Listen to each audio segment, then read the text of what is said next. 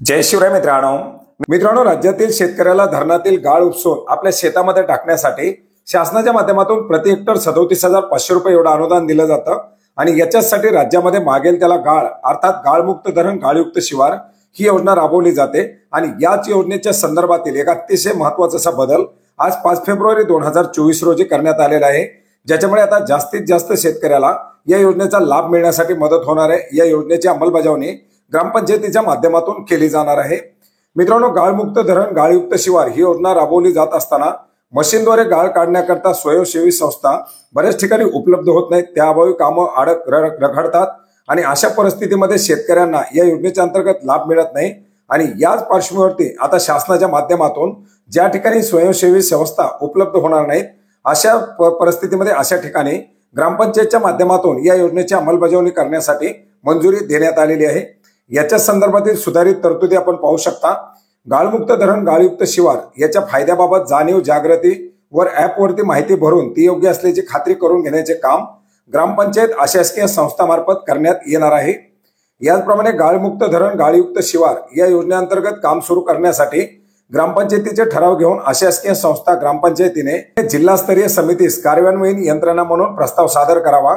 याचप्रमाणे जिल्हास्तरीय समितीने सदर प्रस्तावावरती साधक बाधक विचार करून संबंधित अशासकीय संस्था किंवा ग्रामपंचायतीस कार्यान्वयन यंत्रणा म्हणून मान्यता द्यावी व नमूद केलेल्या गाळाचे प्रमाण उपासण्यास प्रशासकीय मान्यता द्यावी।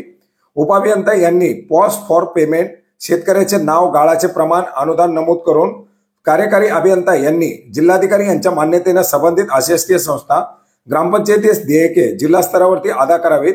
याकरता एकत्रित निधी मागणी जिल्हा जलसंधारण अधिकारी यांनी जिल्हाधिकारी यांच्या मार्फत प्रशासनास करावी। अशासकीय संस्था ग्रामपंचायतीत जिल्हा जलसंधारण अधिकारी हे जिल्हाधिकारी यांच्या मान्यतेने निधी प्रदान करतील। अशा प्रकारचे बदल आता याच्यामध्ये करण्यात आलेले आहेत। सदर योजना राबवण्यासाठी जिल्हा स्तरावर समन्वय अधिकारी नोडल ऑफिसर म्हणून जिल्हा जलसंधारण अधिकारी हे काम करतील, तर तालुका स्तरावरती उपविभागीय जलसंधारण अधिकारी मृद व जलसंधारण विभाग हे नोडल ऑफिसर म्हणून या ठिकाणी काम करणार आहेत। तर मित्रांनो, अशासकीय संस्थांच्या माध्यमातून दिल्या जाणाऱ्या मंजुऱ्या केली जाणारी योजनेची अंमलबजावणी आता ग्रामपंचायतीच्या माध्यमातून सुद्धा केली जाणार आहे। याच्यामुळे मोठ्या प्रमाणात शेतकरी इच्छुक असताना सुद्धा या योजनेचा लाभ घेता येत नव्हता किंवा या योजनेची म्हणावी अशी अंमलबजावणी होत नव्हती, आता ती अंमलबजावणी केली जाणार आहे। मित्रांनो, याच्यासाठी ऑनलाईन पद्धतीने ऑफलाईन पद्धतीने अर्ज सुरू आहेत। ऑनलाईन पद्धतीने अर्ज कसा करायचा याच्याबद्दल आपण यापूर्वीच माहिती घेतलेली आहे। तुम्ही जर ती माहिती पाहिलेली नसेल तर डिस्क्रिप्शन बॉक्समध्ये दिलेल्या लिंकमध्ये ती माहिती पाहू शकता। वरती सजेशन मध्ये सुद्धा याचा व्हिडिओ देण्यात आलेला आहे आणि याच्या व्यतिरिक्त सुद्धा जर आपल्याला प्रश्न असतील तर नक्की कमेंट करा, त्याची उत्तरं सुद्धा आपण कमेंटमध्ये नक्की घेण्याचा प्रयत्न करूयात। भेटूयात नवीन माहितीसह नवीन अपडेटसह। धन्यवाद।